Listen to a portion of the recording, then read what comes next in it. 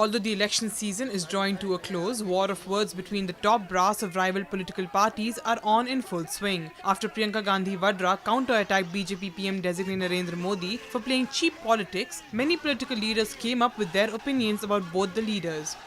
Congress leader Rashid Alvi, while speaking exclusively with NNIS, defended Priyanka, saying that cheap politics cannot be linked with the caste or religion. While talking to NNIS in the national capital, Alvi blamed the Saffron Party and said the leaders of the BJP are playing cheap politics and Congress never got into such politics. He also hit out at the Gujarat strongmen, saying, नीच राजनीति को नीच राजनीति ही कहा जाएगा। इसका न बिरादरी से ताल्लुक़ है न धर्म से ताल्लुक़ है।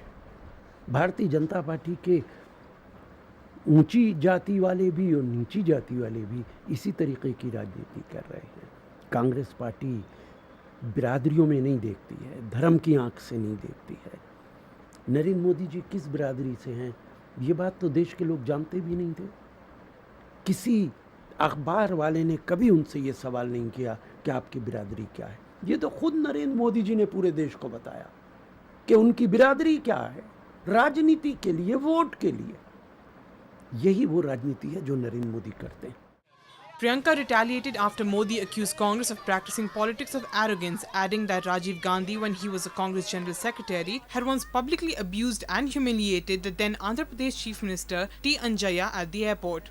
On the other hand, Rashid Alvi believes that Modi's statement should be termed as cheap politics, as he insulted a martyr who sacrificed his life for the country. नीच राजनीति को नीच नहीं कहेंगे तो क्या कहेंगे? एक ऐसी शख्सियत जो देश का प्रधानमंत्री रहा, हमारे बीच में नहीं है, शहीद इस देश के लिए हुए, कुर्बानी दी अपनी ज़िंदगी की, उनके बारे में जाके आप किस तरीके के अल्फाज बोल रहे हैं? क्या इस देश की तहजीब यही सिखाती है? ये नीच राजनीति नहीं तो क्या है? This report is brought to you by NNIS.